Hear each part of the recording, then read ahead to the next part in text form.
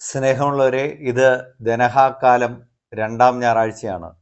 ഇന്ന് നമുക്ക് ധ്യാനിക്കാനുള്ള സുവിശേഷ ഭാഗം വിശുദ്ധ യോഹന്നാന്റെ സുവിശേഷം 8-ാം അധ്യായം 21 മുതൽ 30 വരെയുള്ള തിരുവചന ഭാഗമാണ്. ഈ ഭാഗത്തിൻ്റെ തലക്കെട്ട് യഹൂദർക്ക് മുന്നറിയിപ്പ് എന്നതാണ്. വ്യാഖ്യാനിക്കാൻ അല്പം പ്രയാസമുള്ള ഒരു സുവിശേഷ ഭാഗമാണിത്. ഇത് യോഹന്നാന്റെ സുവിശേഷമാണ്. യോഹന്നാന്റെ സുവിശേഷത്തിൻ്റെ ഒരു പ്രത്യേകത തന്നെ അതാണ്. കഴുകൻ അടയാളമായിട്ടുള്ള പ്രതീകമായിട്ടുള്ള സുവിശേഷകനാണല്ലോ യോഹന്നാൻ. ഉന്നതങ്ങളിലൂടെ പോകുന്ന ചിന്തയാണ് യോഹന്നാന്റെ സുവിശേഷത്തിൻ്റെ അടിസ്ഥാനം എന്ന് പറയുന്നത്. അതുകൊണ്ട് തന്നെ വളരെ സൂക്ഷ്മതയോടെ വായിച്ചാൽ മാത്രമേ യോഹന്നാന്റെ സുവിശേഷം നമുക്ക് മനസ്സിലാകുകയുള്ളൂ. അല്പം ജാഗ്രതക്കുറവ് വന്നാൽ വാക്കുകൾ തമ്മിൽ അത്രമാത്രം അടുപ്പമുള്ളതിനാൽ നമുക്ക് ആ ഭാഗം തന്നെ മനസ്സിലാകാതെ പോയെന്നിരിക്കും. ഈശോ എന്താണ് ഇങ്ങനെയൊക്കെ സംസാരിക്കുന്നത് എന്ന് തന്നെ നമുക്ക് തോന്നിയെന്നുമിരിക്കും. ഇവിടെ ആ തരത്തിലുള്ള ഒരു സംഭാഷണമാണ്. ഈ സംഭാഷണം നടക്കുന്നത് ജെറുസലേമിലെ ഭണ്ഡാര സ്ഥലത്തിനടുത്ത് വെച്ചാണ്. അവിടെ കൂടാരത്തിരുന്നാളിൻ്റെ സമയത്ത് ജെറുസലേം മുഴുവൻ ദീപാലങ്കൃതമായിരിക്കുന്ന ആ സമയത്ത് ഈശോ ഉച്ചത്തിൽ വിളിച്ചു പറയുകയാണ്, ഞാൻ ലോകത്തിൻ്റെ പ്രകാശമാണ്. പക്ഷേ ഇത് ഫരിസേയർക്കും നിയമജ്ഞർക്കും ഇഷ്ടപ്പെട്ടില്ല. അതുകൊണ്ട് അവർ ഈശോയോട് ചോദിക്കുകയാണ്, നീ തന്നെ നിനക്ക് സാക്ഷ്യം നൽകിയാൽ നിന്റെ സാക്ഷ്യം എങ്ങനെ സത്യമാകും? അപ്പോൾ ഈശോ അവരോട് പറയുന്നു, ഞാൻ തന്നെയല്ല എനിക്ക് സാക്ഷ്യം നൽകുന്നത്, എൻ്റെ പിതാവും എൻ്റെ കൂടെയുണ്ട്. രണ്ടുപേരുടെ സാക്ഷ്യം സത്യമാണെന്ന് നിങ്ങളുടെ നിയമത്തിൽ എഴുതിയിട്ടുണ്ടല്ലോ. അപ്പോൾ അവരുടെ വാദഗതിയെ ഈശോ മനോഹരമായി ഖണ്ഡിക്കുകയാണ്. പക്ഷേ എന്നിട്ടും അവർ ഈശോയിൽ വിശ്വസിക്കുന്നില്ല, ഈശോയ്ക്ക് എതിരായിട്ട് സംസാരിക്കുന്നു. അപ്പോൾ ഈശോ പറയുന്നു, ഞാൻ പോകുന്നു, എന്നാൽ നിങ്ങൾ നിങ്ങളുടെ പാപത്തിൽ മരിക്കും. ഈശോ അത് പറയാൻ കാരണം, ഈശോ ഈ സുവിശേഷമെല്ലാം അവരോട് പറഞ്ഞിട്ടും അവർ വിശ്വസിക്കുന്നില്ല. അതുകൊണ്ട് ഈശോ പറയുന്നു, നിങ്ങൾ മാനസാന്തരപ്പെടാത്തതിനാൽ നിങ്ങൾ നിങ്ങളുടെ പാപത്തിൽ മരിക്കും. ഈശോ ഇവിടെ സൂചിപ്പിക്കുന്ന മറ്റൊരു കാര്യം കൂടെയുണ്ട്. തൻ്റെ ഈ ലോക ജീവിതത്തിലെ രക്ഷാകര ദൗത്യം പൂർത്തിയാക്കപ്പെടുന്നു എന്നുകൂടെയുള്ള സൂചനയുണ്ട്. അപ്പോൾ ഈ രക്ഷാകര ദൗത്യം പൂർത്തിയാക്കപ്പെടുമ്പോൾ പോലും ഇവർ ഈശോയിൽ വിശ്വസിക്കുകയോ മാനസാന്തരപ്പെടുകയോ ചെയ്യുന്നില്ല. അതുകൊണ്ടാണ് ഈശോ നിങ്ങൾ നിങ്ങളുടെ പാപത്തിൽ മരിക്കും എന്ന് അവരോട് പറയുന്നത്. ഈ ഭാഗത്തിൻ്റെ തലക്കെട്ട് തന്നെ അങ്ങനെയാണല്ലോ, യഹൂദർക്ക് മുന്നറിയിപ്പ് എന്നതാണല്ലോ. അപ്പോൾ അവർ കുറച്ചുകൂടെ അസ്വസ്ഥരായിട്ട് പറയുകയാണ്. അപ്പോൾ ഈശോ ഇവൻ പോകുന്നു എന്ന് പറയുന്നു. ഇവൻ എങ്ങോട്ടാണ് പോകുന്നത്? ആത്മഹത്യ ചെയ്യാൻ പോവുകയാണോ? അത് കേട്ടപ്പോൾ ഈശോയ്ക്ക് വല്ലാതെ ദുഃഖം തോന്നി എന്നുള്ളത് ഉറപ്പാണ്. അതുകൊണ്ടാണ് ഈശോ പറയുന്നത്, നിങ്ങൾ താഴെ നിന്നുള്ളവരാണ്, ഞാൻ മുകളിൽ നിന്നുള്ളവനും. അതിനുശേഷം ഈ വാഗ്വാദങ്ങളെല്ലാം അവസാനിപ്പിച്ചുകൊണ്ട് ഈശോ പറയുന്നു, ഞാൻ എൻ്റെ പിതാവിൻ്റെ ഇഷ്ടം ചെയ്യുന്നു, എന്നെ അയച്ചവൻ്റെ ഇഷ്ടം ഞാൻ നിറവേറ്റുന്നു. പ്രിയപ്പെട്ടവരെ, ഇതാണ് ഈ ഭാഗത്തിൻ്റെ സാരസംഗ്രഹം. നമ്മൾക്ക് ഇവിടെയുള്ളത് 4 പ്രായോഗികമായിട്ടുള്ള പാഠങ്ങളാണ്, അല്ലെങ്കിൽ 4 ചോദ്യങ്ങളാണ്. ഒന്ന്, ഈശോ പറയുന്നു, ഞാൻ ഉന്നതത്തിൽ നിന്നുള്ളവനാണ്. അപ്പോൾ നമ്മുടെ മുമ്പിലുള്ള ചോദ്യം ഇതാണ്, ഉന്നതത്തിൽ നിന്നുള്ളവർ എന്ന രീതിയിൽ ജീവിക്കാൻ നമുക്ക് സാധിക്കുന്നുണ്ടോ? രണ്ടാമത്തെ ചോദ്യം ഇതാണ്, ഈശോ പറയുന്നു, ഞാൻ എൻ്റെ പിതാവിൻ്റെ പക്കലേക്ക് പോകുന്നു. നമ്മുടെ മുമ്പിലുള്ള ചോദ്യം ഇതാണ്, സ്വർഗത്തെ ലക്ഷ്യമാക്കി ജീവിക്കാൻ, ദൈവപിതാവിനെ, ഈശോയെ ലക്ഷ്യമാക്കി ജീവിക്കാൻ നമുക്ക് സാധിക്കുന്നുണ്ടോ?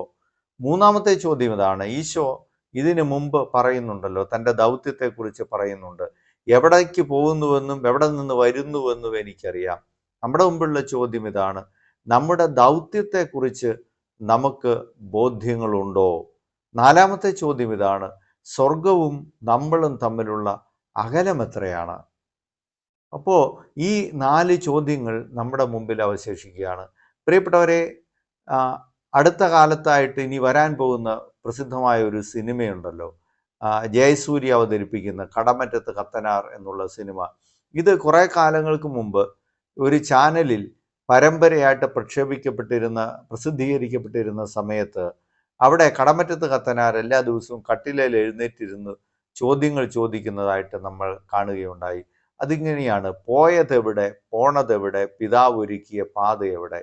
നമ്മുടെ ജീവിതത്തിൻ്റെ ദൗത്യത്തെക്കുറിച്ച് അവബോധമുള്ളവരായിട്ട് ജീവിക്കാൻ നമുക്കൊക്കെ സാധിക്കുന്നുണ്ടോ എന്നുള്ളതാണ് ആദ്യത്തെ ചോദ്യം. രണ്ടാമത്, വിശുദ്ധ 10-ാം പീയൂസ് പാപ്പ എഴുതിയ മോഡേണിസം എന്ന വിഷയത്തെക്കുറിച്ച് എഴുതിയ ചാക്രിക ലേഖനത്തെക്കുറിച്ച് ഓർക്കുകയാണ്. വിശുദ്ധ 10-ാം പീയൂസ് പാപ്പായുടെ തിരുനാളൊക്കെ ഈ അടുത്തിടയ്ക്കാണല്ലോ കൊണ്ടാടപ്പെട്ടത്. അപ്പോൾ അവിടെ 10-ാം പീയൂസ് പാപ്പ പറയുന്നുണ്ട്, സ്വർഗത്തെ ലക്ഷ്യമാക്കുന്നില്ലെങ്കിൽ നമുക്ക് ഭൂമിയിൽ പല കാര്യങ്ങൾക്കും മൂല്യങ്ങൾ ഉണ്ടാകില്ല എന്ന് പറയുകയാണ്. സ്വർഗോന്മുഖമായ ചിന്തയാണ് നമ്മുടെ ജീവിതത്തിൽ മൂല്യബോധം സൃഷ്ടിക്കുന്നത് എന്ന് 10-ാം പീയൂസ് പാപ്പ പറയുകയാണ്. ഞാൻ ഓർക്കുന്നത്, ഈ അടുത്തിടയ്ക്ക് കുട്ടികളോട് ഒരു അധ്യാപകൻ പറയുകയാണ്, അധ്യാപകൻ ക്ലാസ്സിൽ കയറി വരുമ്പോൾ എഴുന്നേറ്റ് നിൽക്കണം.